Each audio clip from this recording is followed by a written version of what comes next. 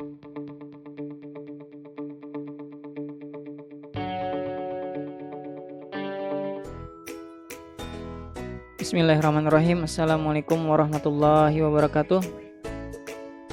Alhamdulillahirabbil alamin. Allahumma shalli wa sallim ala sayyidina Muhammadin wa ala alihi wa sahbihi ajmain. Sebelum kita belajar, kita berdoa dulu. Bismillahirrahmanirrahim. Raditu billahi rabba wa bil islami dina wa bi Muhammadin nabiyya wa rasulah. Rabbi zidni ilma warzuqni fahma. Aku ridha Allah Tuhanku, Islam agamaku, Nabi Muhammad nabiku.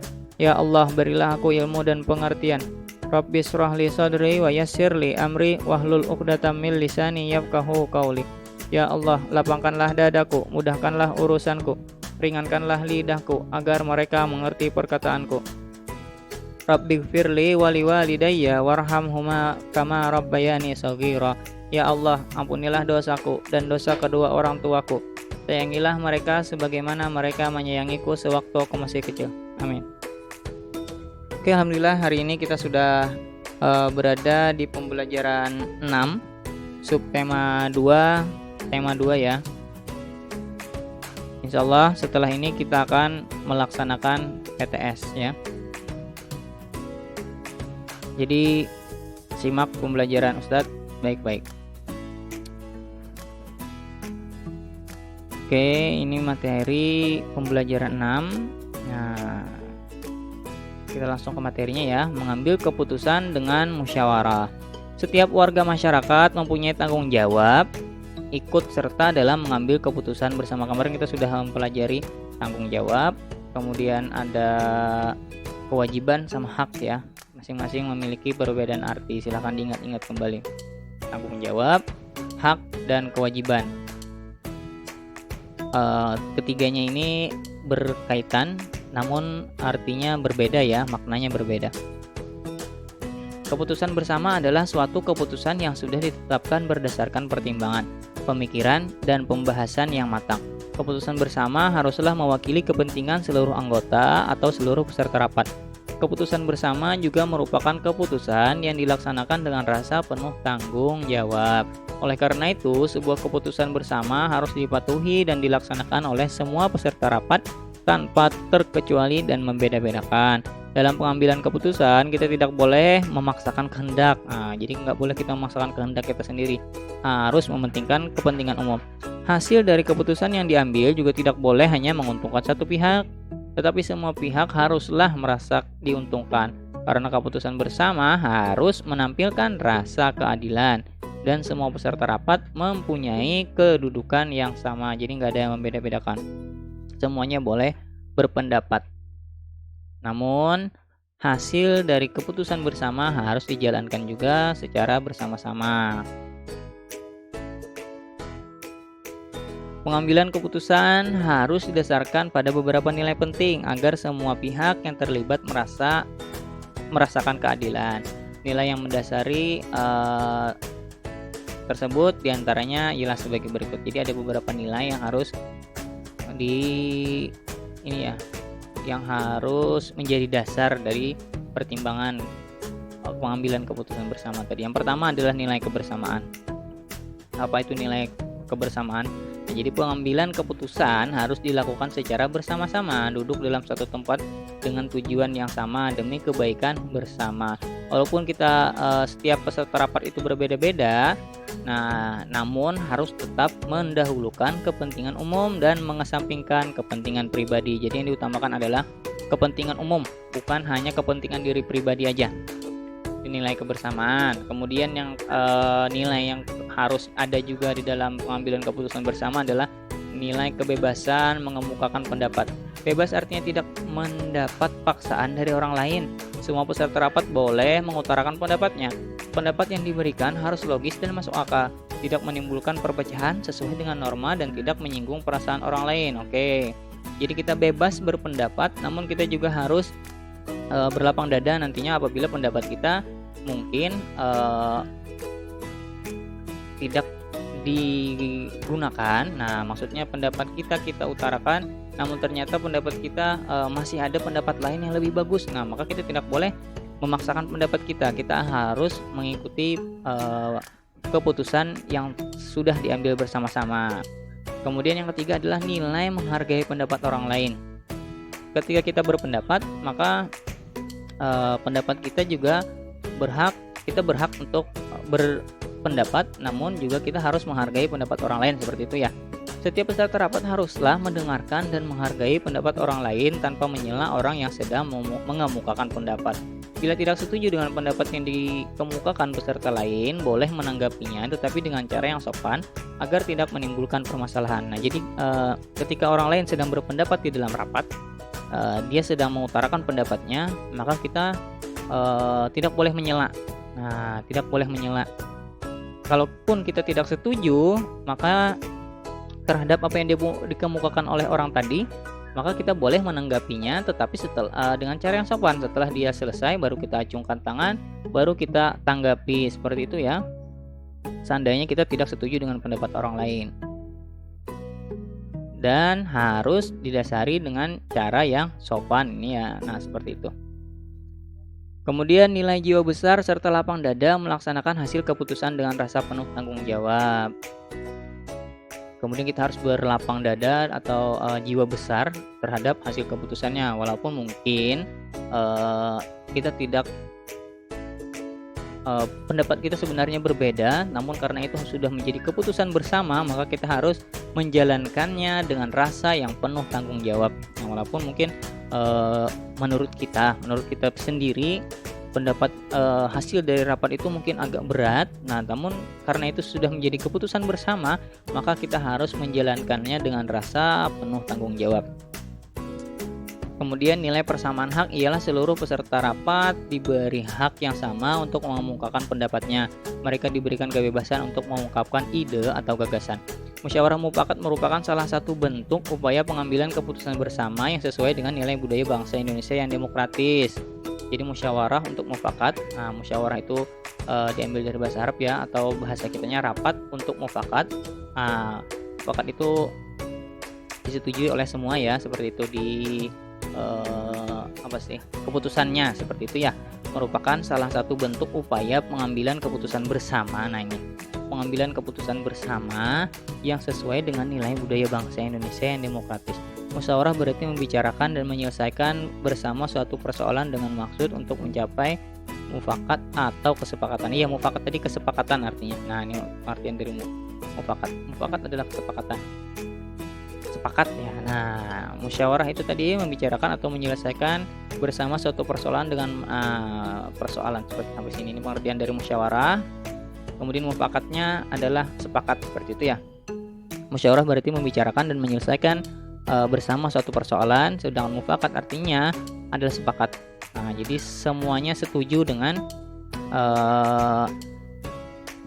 keputusan bersamanya.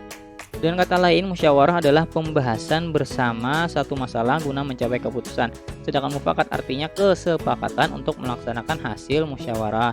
Jadi yang dimaksud musyawarah mufakat ini adalah musyawarah mufakat adalah perundingan bersama untuk memecahkan masalah sehingga tercapai keputusan yang bulat yang akan dilaksanakan bersama. Ini pengertiannya ya secara musyawarah mufakat, seperti itu ya. Oh iya, di buku kalian jangan dicoret-coret ya. Nah, ini Ustadz kasih tandanya, kalau mau silahkan disalin di buku kalian sendiri, di buku tulis, bukan di buku paketnya, karena buku paketnya itu adalah punya sekolah ya, yang Kemendikbud ya, punya sekolah itu yang Kemendikbud, yang satunya nggak apa-apa itu karena sudah menjadi yang buku Yudhistira, itu buku milik kalian. Yang Kemendikbud mohon untuk tidak dicoret-coret karena nanti akan digunakan lagi oleh adik kelasnya. Kita lanjutkan. Dalam proses musyawarah, kita pasti akan mendengar pendapat dari peserta musyawarah. Pendapat tersebut bisa saja berbeda-beda, bahkan saling bertentangan. Apabila kesepakatan telah diambil, maka kesepakatan itu sudah bukan lagi milik dari pihak yang mengusulkan, namun telah menjadi milik bersama. Keputusan tersebut harus dipatuhi dan dilaksanakan bersama dengan penuh kesadaran dan tanggung jawab. Jadi walaupun sempat ada perbedaan di dalam musyawarah, bahkan sampai bertentangan, tapi setelah selesai rapat, apapun keputusannya itu harus dipatuhi dan dilaksanakan bersama dengan penuh kesadaran dan tanggung jawab. Jadi setelah rapatnya selesai atau setelah musyawarahnya selesai itu tidak ada lagi perbedaan pendapat di sana, harus disamakan pendapatnya ya, dan dengan keputusan bersama tadi. Oke, apa saja ciri-ciri musyawarah untuk mufakat? Nah, ini ciri-ciri musyawarah untuk mufakat. Yang pertama adalah sesuai dengan kepentingan bersama. Yang kedua, usul atau pendapat yang disampaikan mudah dipahami dan tidak memberatkan. Yang ketiga, dalam musyawarah, pertimbangan moral lebih diutamakan dan bersumber dari hati nurani yang jujur. Kemudian, pembicaraan harus dapat diterima dengan akal sehat dan sesuai dengan hati nurani. Jadi, jangan sembarangan ngomongnya, harus sesuai dengan logika dan pakai hati nurani ya. Kemudian dalam pelaksanaan musyawarah untuk mencapai mufakat, kita harus berpedoman pada prinsip-prinsip atau aturan musyawarah. Antara lain sebagai berikut. Nah, ini aturan dalam bermusyawarah atau dalam rapat ya. Yang pertama, musyawarah dilandaskan dengan akal sehat dan hati nurani yang luhur. Musyawarah dilandaskan semangat kegotong royongan dan kekeluargaan. Mengutamakan kepentingan umum, jadi bukan kepentingan pribadi aja, menghargai juga ke pendapat orang lain. Kemudian keputusan yang diambil harus dapat dipertanggungjawabkan secara moral kepada Tuhan Yang Maha Esa. Kemudian melaksanakan keputusan bersama dengan dilandasi itikat baik dan penuh rasa tanggung jawab. Itu ya, ada 6 poinnya ya. Pertama, musyawarah dilandasi akal sehat, kemudian dilandasi semangat kegotong royongan, mengutamakan kepentingan umum, menghargai pendapat orang lain, keputusan yang diambil harus dapat dipertanggungjawabkan secara moral kepada Tuhan Yang Maha Esa. Jadi kita tetap harus mengutamakan juga ini.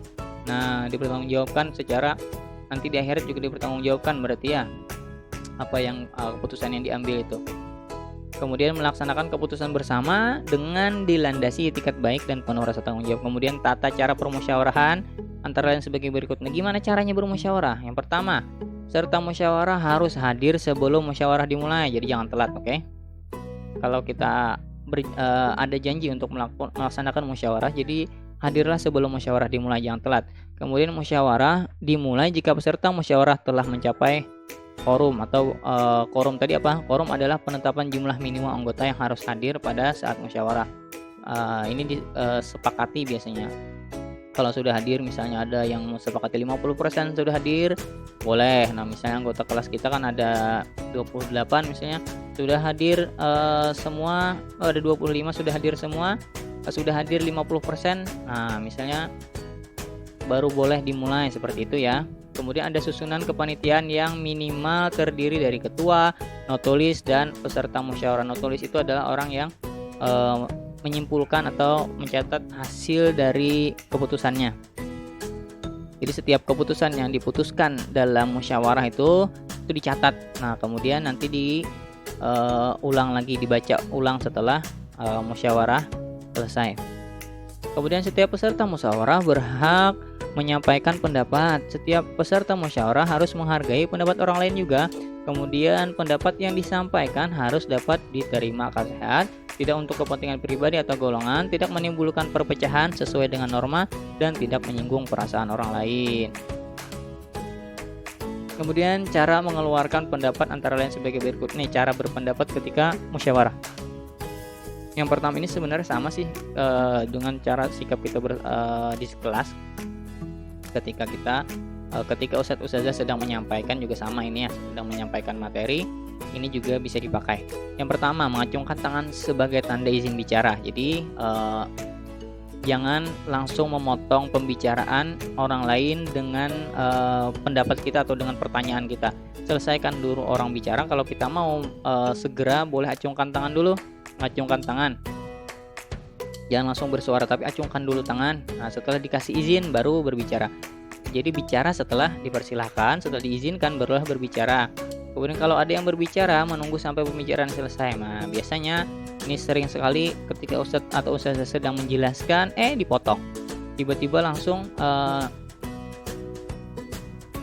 memotong pembicaraan ustadz atau ustazah dengan langsung berbicara. Nah, itu adalah sesuatu yang kurang sopan ya. Jadi kalau mau berbicara, acungkan dulu tangan. Setelah diizinkan baru berbicara. Kemudian tetap bersikap sopan, suaranya cukup jelas, sehingga bicaranya misalnya jangan terlalu cepat, jangan juga terlalu lambat seperti itu ya. Suaranya kalau bisa dikeraskan agar peserta yang lain dapat mendengar dengan jelas maksud dan apa yang kita sampaikan. Sikap musyawarah antara lain sebagai berikut. Yang pertama, menghargai atau menghormati pendapat orang lain. Yang kedua, tidak memaksakan kehendak kepada orang lain. Yang ketiga, tidak boleh mencela pendapat orang lain. Tidak boleh memotong pembicaraan orang lain. Oke, mungkin sampai sini dulu materi dari Ustadz. Ini materinya agak panjang, jadi silahkan dibaca-baca lagi. Atau videonya boleh juga diulang-ulang lagi ya. Ustadz akhiri sampai di sini perjumpaan kita untuk hari ini dengan kita berdoa bersama-sama. Bismillahirrahmanirrahim. Allahumma arinal haqqa haqqa warzuqna ittiba'ah wa arinal batila batila warzuqna ijtinabah. Rabbana atina fid dunya hasanah wa fil akhirati hasanah wa qina azabannar. Subhana rabbika rabbil izzati amma yasifun. Salamun alal mursalin walhamdulillahi rabbil alamin. Dadah. Assalamualaikum.